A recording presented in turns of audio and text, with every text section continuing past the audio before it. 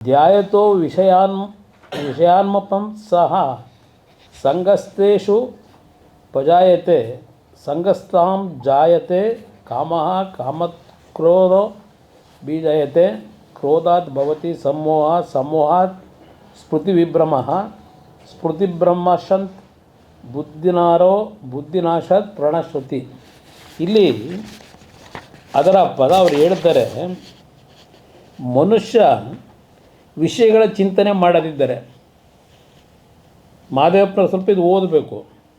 ಸಂವಿಧಾನದ ಬಗ್ಗೆ ಹೇಳಿದ್ದಾರೆ. ನಮಗೂ ಸಂವಿಧಾನದ ಬಗ್ಗೆ ಗೌರವ ಇದೆ.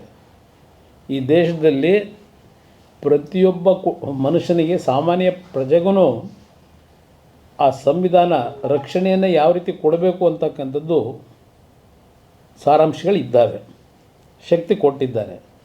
ಮನುಷ್ಯ ವಿಷಯಗಳ ಚಿಂತನೆ ಮಾಡುತ್ತಿದ್ದರೆ ಅವುಗಳಲ್ಲಿ ಅವರಿಗೆ ಆಸಕ್ತಿ ಹುಟ್ಟುತ್ತದೆ. ಆಸಕ್ತಿಯಿಂದ ಕಾಮದಿಂದ ಕ್ರೋಧ ಉತ್ಪನ್ನವಾಗುತ್ತದೆ.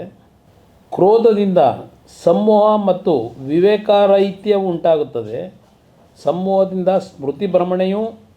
ಸ್ಮೃತಿಭ್ರಮಣೆಯಿಂದ ಬುದ್ಧಿನಾಶವೂ ಉಂಟಾಗುತ್ತದೆ. ಬುದ್ಧಿ ಎಂದರೆ ಜ್ಞಾನ. ಬುದ್ಧಿ ನಷ್ಟವಾದ ಮೇಲೆ ಮನುಷ್ಯನು ಪೂರ್ತಿ ನಾಶವಾದಂತೆ. ಮಹಾತ್ಮ ಗಾಂಧಿಯವರು ಆ ಪದದ ಅರ್ಥ ಹೇಳಿರೋದು ಭಗವದ್ಗೀತೆಯಲ್ಲಿ ಏನಿದೆ ಅಂತಕ್ಕಂಥದ್ದು. ಮನುಷ್ಯನು ಪೂರ್ತಿ ನಾಶವಾದಂತೆಯೇ ಈ ಶ್ಲೋಕಗಳು ನನ್ನ ಹೃದಯವನ್ನು ಮುಟ್ಟಿದವು. ಅವು ಈಗಲೂ ನನ್ನ ಕಿವಿಯಲ್ಲಿ ಧ್ವನಿಸುತ್ತಿವೆ. ಭಗವದ್ಗೀತೆ ಅಮೂಲ್ಯ ಗ್ರಂಥವೆಂದು ನನಗೆ ಆಗ ತೋರಿತು. ಆ ಭಾವನೆ ನನ್ನ ಮನಸ್ಸಿನಲ್ಲಿ ಒಂದೇ ಸಮನೆ ಬೆಳೆಯುತ್ತಲೇ ಬಂದಿದೆ. ಸತ್ಯದ ಜ್ಞಾನ ಸಂಪಾದನೆಗೆ ಈ ಗ್ರಂಥ ಸರ್ವೋತ್ಕೃಷ್ಟವಾದದೆಂದು ನಾನು ಇಂದು ಭಾವಿಸುತ್ತೇನೆ. ನನ್ನ ನಿರಾಶೆಯ ಸಂದರ್ಭಗಳಲ್ಲೆಲ್ಲ ಈ ಗ್ರಂಥ ನನಗೆ ಅಮೂಲ್ಯವಾದ ಸಹಾಯವನ್ನು ಮಾಡಿದೆ. ಭಗವದ್ಗೀತೆಯ ಎಲ್ಲ ಇಂಗ್ಲೀಷ್ ಅನುವಾದಗಳನ್ನು ನಾನು ಓದಿದ್ದೇನೆ. ಇದು ಮಹಾತ್ಮ ಗಾಂಧೀಜಿಯವರು ಭಗವದ್ಗೀತೆಯ ಒಂದು ಶ್ಲೋಕದ ಬಗ್ಗೆ ವಿವರಣೆ ಕೊಟ್ಟಿರ್ತಕ್ಕಂಥದ್ದು. ನಾನು ಅವತ್ತು ಭಗವದ್ಗೀತೆ ಬಗ್ಗೆ ಅದನ್ನು ಓದಿದ ತಕ್ಷಣ ಹೊಟ್ಟೆ ತುಂಬಲ್ಲ ಅಂತ ಹೇಳಿರೋದು ನಿಜ, ಅದಿರೋ ಫ್ಯಾಕ್ಟೂ. ಆದರೆ ನಮ್ಮ ಸಂಸ್ಕೃತಿ, ಪ್ರತಿಯೊಬ್ಬ ಮನುಷ್ಯನಲ್ಲಿ ಇರಬೇಕಾದಂಥ ಶಾಂತಿ, ಸಂಯತೆ, ಒಂದು ಬಾಂಧವ್ಯ,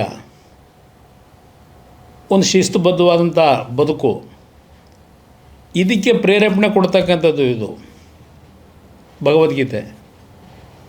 ಯಾವುದೋ ಸಮಾಜಗಳನ್ನು, ಯಾವುದೋ ಧರ್ಮವನ್ನು ಹೀಯಾಳಿಸ್ಬೇಕು ಅಂತಕ್ಕಂಥದ್ದಿಲ್ಲ ಇಲ್ಲಿ. ಇವತ್ತು ನಾನು ಹೇಳೋದಕ್ಕೆ ಕಾರಣ, ನಾವು ಚಿಕ್ಕ ಮಕ್ಕಳಿಂದ ಭಗವದ್ಗೀತೆನೂ ಓದಿದ್ದೀವಿ, ರಾಮಾಯಣ ಮಹಾಭಾರತನೂ ಓದಿದ್ದೀವಿ. ಇವತ್ತೂ ಸಹ ಅವತ್ತಿನ ಈ ಒಂದು ಸಂದೇಶಗಳೇನಿದೆ ಪ್ರಸ್ತುತ ಅಂತಕ್ಕಂಥದ್ದನ್ನು ಯಾರೂ ತೆಗೆದುಹಾಕೋಕ್ಕಾಗಲ್ಲ. ಸಂವಿಧಾನದ ರಕ್ಷಣೆ ಕೊಟ್ಟಿರ್ತಕ್ಕಂಥದ್ದು ಬೇರೆ, ಮನುಷ್ಯನ ಬದುಕೆ ಆಗಿರಬೇಕು, ಸಮಾಜದಲ್ಲಿ ಯಾವ ರೀತಿ ನಾವು ನಡ್ಕೋಬೇಕು ಅಂತಕ್ಕಂಥದ್ದಕ್ಕೆ ಕೊಟ್ಟಿರ್ತಕ್ಕಂಥ ಸಂದೇಶ, ಭಗವದ್ಗೀತೆಯ ಸಂದೇಶವೇ ಬೇರೆ.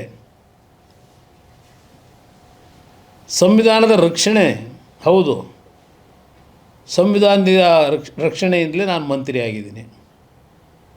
ಸಂವಿಧಾನದ ಹಿನ್ನೆಲೆಯಲ್ಲಿ ಇರ್ತಕ್ಕಂಥ ಹಿನ್ನೆಲೆಯಲ್ಲಿ ಮಂತ್ರಿ ಆದರೂ ಯಾವುದೇ ವ್ಯಕ್ತಿ ಪ್ರಮಾಣ ಸ್ವೀಕಾರ ಮಾಡಬೇಕಾದ್ರೆ ಭಗವಂತನ ಹೆಸರಿನಲ್ಲಿ ಅಂತಲೇ ಪ್ರಮಾಣ ವಚನ ಸ್ವೀಕಾರ ಮಾಡೋದು. ಅವರ ಹೆಸರು ಯಾರ ಹೆಸರಿನಲ್ಲಿ ಮಾಡಿದರೂ ಗೊತ್ತಿಲ್ಲ. ಮಹದೇವಪ್ಪನವರು, ಮಹಾತ್ಮ ಗಾಂಧೀಜಿಯವರ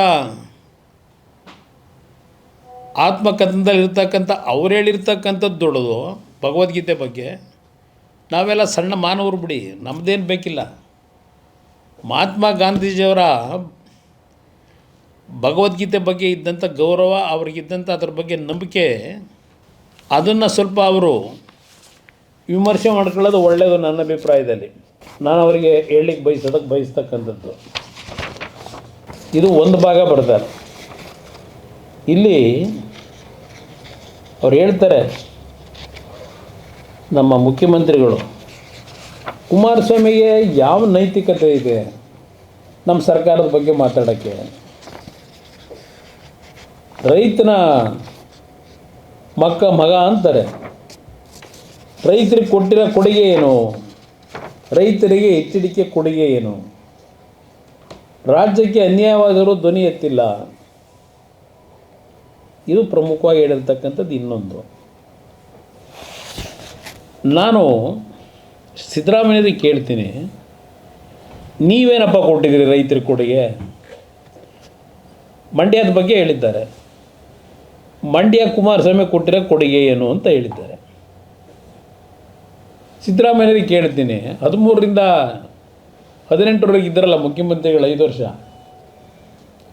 ಆ 5 ವರ್ಷದಲ್ಲಿ ಮಂಡ್ಯಗೆ ಏನು ಕೊಟ್ರಿ ಸಿದ್ದರಾಮಯ್ಯನವರೇ? ದೇಶ ಕಂಡರಿದೇ ಇದ್ದಂಥ ಆತ್ಮಹತ್ಯೆಗಳ ಪ್ರಕರಣಗಳೇನು ಪ್ರಾರಂಭ ಆಗಿತ್ತು, ಮಂಡ್ಯ ಜಿಲ್ಲೆಗೆ ನಿಮ್ಮ 5 ವರ್ಷದ ಆಡಳಿತದಲ್ಲಿ ಕೊಟ್ಟಿದ್ದು 200 ರೈತರ ಆತ್ಮಹತ್ಯೆಯ ಬಳುವಳಿ ನೀವು ಕೊಟ್ಟಿರೋದು. ನಾನು ಬೇರೆ ಎಲ್ಲ ಹೇಳಕ್ಕೆ ಹೋಗಲ್ಲ, ಒಂದು ಪಾಯಿಂಟ್ ಹೇಳ್ತೀನಿ ಅಷ್ಟೇ. ಸಂಪೂರ್ಣ ಬಹುಮತದ ಸರ್ಕಾರವೂ ಅಲ್ಲ ನಂದು, ನಿಮ್ಮ ಸಹಕಾರವೂ ಇಲ್ಲ ನನಗೆ. ಮಂಡ್ಯ ಜಿಲ್ಲೆ 900 ಕೋಟಿ ರೈತರ ಸಾಲ ಮನ್ನಾ ಮಾಡಿದ್ದೀನಲ್ಲ, ಅದಕ್ಕಿಂತಲೂ ರೈತರಿಗೆ ಇನ್ನೇನು ಉಡುಗೊರೆ ಕೊಡಬೇಕು ನಾನು? ದೆನ್ ಮೇಘದಾಡು ಬಗ್ಗೆ ಹೇಳ್ತಾರೆ. ಪಾಪ ಮೊನ್ನೆ ಅದೆಂಥದ್ದು ಅವ್ರದ್ದೇ ಫೋಟೋ ಹಾಕಿ ಬರೆದವಲ್ಲ, ನೋಡಿದೆ, ಬರೆದವ್ರಲ್ಲ ನೀರಿನ ಹೆಜ್ಜೆ. ನಾನು ಅದು ಏನಪ್ಪ ಪಾಪ ಎಲ್ಲರ ಮನೆಗೂ ಕಳಿಸೋರು ಅವರೇ. ನೀರಿನ ಹೆಜ್ಜೆ ಏನಿದೆ ಅದರಲ್ಲಿ, ಆ ಬುಕ್ಕಲ್ಲಿ? ಕಾವೇರಿ ಬಗ್ಗೆ ಕೃಷ್ಣ ಬಗ್ಗೆನೂ ಬರೆದವ್ರೆ. ಪಾಪ ಹೇಳ್ತಾರೆ, 2 ಬಾರಿ ನಾನು ನೀರಾವರಿ ಸಚಿವನಾಗಕ್ಕೆ ಕಾರಣ ನಾನು ಹುಟ್ಟಿದ್ದಕ್ಕೆ ಏನಾದರೂ ಮಾಡಿ ರಾಜ್ಯದ ನೀರಾವರಿ ಸಮಸ್ಯೆಗಳನ್ನ ಬಗೆಹರಿಸಬೇಕು ಅಂತ ಹೇಳಿ, ಒಂದು ಕ್ರಾಂತಿ ಮಾಡಬೇಕು ಅಂತೇಳಿ ನೀರಾವರಿ ಮಂತ್ರಿ ಆದೆ ಅಂತ ಅದ್ರಲ್ಲಿ ಬುಕ್ಕಲ್ಲಿ ಹೇಳ್ಕೊತಾರೆ. ಆ ಬುಕ್ ಓದಿದ್ರೆ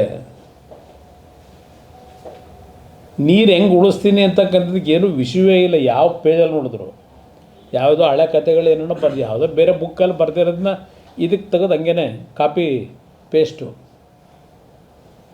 ನಾನು ಭಾಳ ಕಷ್ಟಪಟ್ಟು ಪರವಾಗಿಲ್ಲಪ್ಪ, ಇಂಥ ಒಂದು ಬ್ಯುಸಿ ಇದ್ರಲ್ಲೂ ಇಷ್ಟೆಲ್ಲ ಬರೀತಕ್ಕಂಥದ್ದಕ್ಕೆ ಅವರಿಗೆ ನೀರಾವರಿ ಬಗ್ಗೆ ಇರ್ತಕ್ಕಂಥ ಕಮಿಟ್ಮೆಂಟ್ ಇದೆಯಲ್ಲ ಅಂತ ನನಗೂ ಸ್ವಲ್ಪ ಆಶ್ಚರ್ಯ ಆಗಿತ್ತು. ಮೇಕೆದಾಟು ಜನತೆ ಮುಂದೆ ಹೇಳಿದ್ರು ಇವರು, ನಮ್ಮ ನೀರು ನಮ್ಮ ಹಕ್ಕು. ಇಲ್ಲಿ ಪ್ರಶ್ನೆ, ಸುಪ್ರೀಂ ಕೋರ್ಟಲ್ಲಿ ಹೌದು ಮೊನ್ನೆ ತೀರ್ಪು ಕೊಟ್ಟಿರೋದು, ಕರ್ನಾಟಕಕ್ಕೆ ಸಂದಂಥ ಜಯ ಅಂತಾರೆ. Supreme court ಹೇಳಿರೋದೇನು? ಮೇಕೆದಾಟು ವಿಷಯದಲ್ಲಿ ನೀವೇನು ಬಂದಿದ್ದೀರಿ, ನಾವು ಟೆಕ್ನಿಕಲಿ ಇದ್ರ ಬಗ್ಗೆ ತೀರ್ಮಾನ ತಗೊಳ್ತಕ್ಕಂಥದ್ದಕ್ಕೆ we are not actually technical persons, ನೀವು CWS ಮುಂದೆ ಹೋಗಿ ಅಂತಕ್ಕಂಥದ್ದನ್ನು ಹೇಳಿದ್ದಾರೆ. ಅಲ್ಲಿ ಹೋಗಿ ಈಗ ಇವರು ಸರ್ಕಾರದಿಂದ ಇವರು ಅಧಿಕಾರಿಗಳು ಇವರು ಅಹವಾಲು ಕೊಡಬೇಕಾದ್ರೆ ಇವರು ತಮಿಳ್ನಾಡರು ಸುಮ್ಮನೆ ಕೂತಿರ್ತಾರೆ, ಅವರು ಕೊಡ್ತಾರೆ. ತಮಿಳ್ನಾಡರು ಇವ್ರ ಪಾರ್ಟ್ನರೇ ತಾನೆ, ಕೂತ್ಕೊಂಡು ಮಾತಾಡಬೇಕಲ್ಲ ಹೋಗಿ.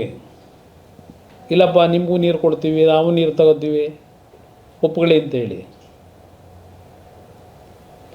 ನಾನು ಅಲ್ಲಿರ್ತಕ್ಕಂಥ ಟೆಕ್ನಿಕಲ್ ಪ್ರಾಬ್ಲಮ್ಮು, ಎನ್ವಿರಾನ್ಮೆಂಟಲ್ ಪ್ರಾಬ್ಲಮ್ ಬಗ್ಗೆ ಚರ್ಚೆ ಮಾಡೋಕ್ಕೆ ಹೋಗಲ್ಲ. ಈಗ ಅಷ್ಟು ಸುಲಭ ಇಲ್ಲ ಅಲ್ಲಿ. ಲೇಟೆಸ್ಟ್ ಹಾಗೂ ಇಂಟ್ರೆಸ್ಟಿಂಗ್ ಸುದ್ದಿಗಳಿಗಾಗಿ ಬಾಸ್ ಟಿವಿ ಕನ್ನಡ ಚಾನೆಲ್ನ ಸಬ್ಸ್ಕ್ರೈಬ್ ಮಾಡಿ, ಹಾಗೆಯೇ ಬೆಲ್ ಐಕಾನ್ ಪ್ರೆಸ್ ಮಾಡಿ. ಇದರ ಜೊತೆಗೆ ಫೇಸ್ಬುಕ್, ಇನ್ಸ್ಟಾಗ್ರಾಮ್, ಎಕ್ಸ್ನಲ್ಲೂ ಮಿಸ್ ಮಾಡದೆ ಫಾಲೋ ಮಾಡಿ.